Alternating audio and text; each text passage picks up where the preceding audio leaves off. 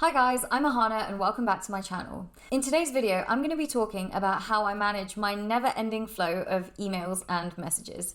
If that sounds good to you, then keep on watching. So, nothing in this world stresses me out more than people who have a massive red icon with thousands of unread emails in their email inbox. That said, as a startup founder who receives hundreds of emails every single day, I can attest firsthand that responding to emails could be a full-time job in itself. It honestly feels like a never-ending hamster wheel where I'll get through my inbox, hit inbox zero. By the time I've responded to my LinkedIn messages and WhatsApps, my emails have piled up again and I'm back to square one. Because of this, over the years, I've had to find and implement some productivity tips to make sure that my emails don't completely take over my entire life. And that's what I'm going to be sharing in this video.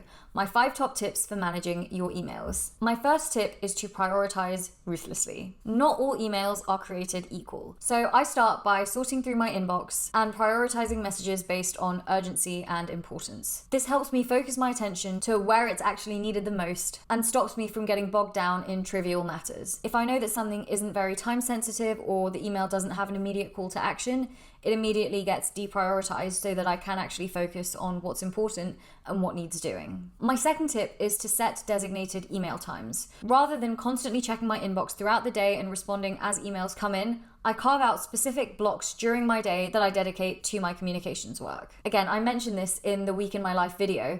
For me, every morning, the first thing I do for an hour is just get through my emails.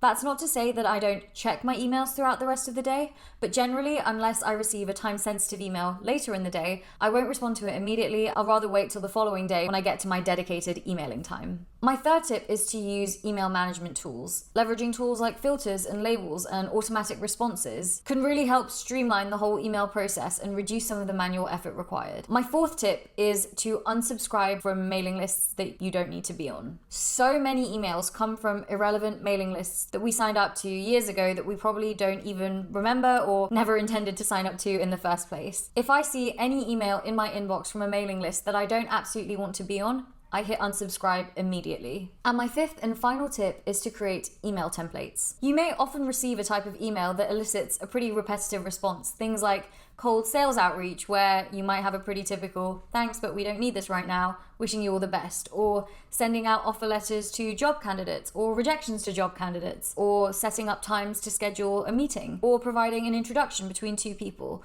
All of these emails happen quite commonly, and so I have a repository of templates that I wrote up in which when I have to do one of these things, I just use that template so I don't have to write out my typical spiel over and over and over again. Same goes for email signatures. That's always at the bottom of every email. I don't ever write that out. That is configured as part of my email and will get added automatically when I start writing. Having templates for these common scenarios saves me so much time instead of having to write every single email from scratch. And there you have it. Those are my 5 top tips for staying on top of your email inbox. And that's where I'm going to leave this video.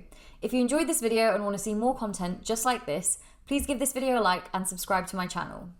Alright, that's all for this one. Thanks for watching and I'll see you in the next one.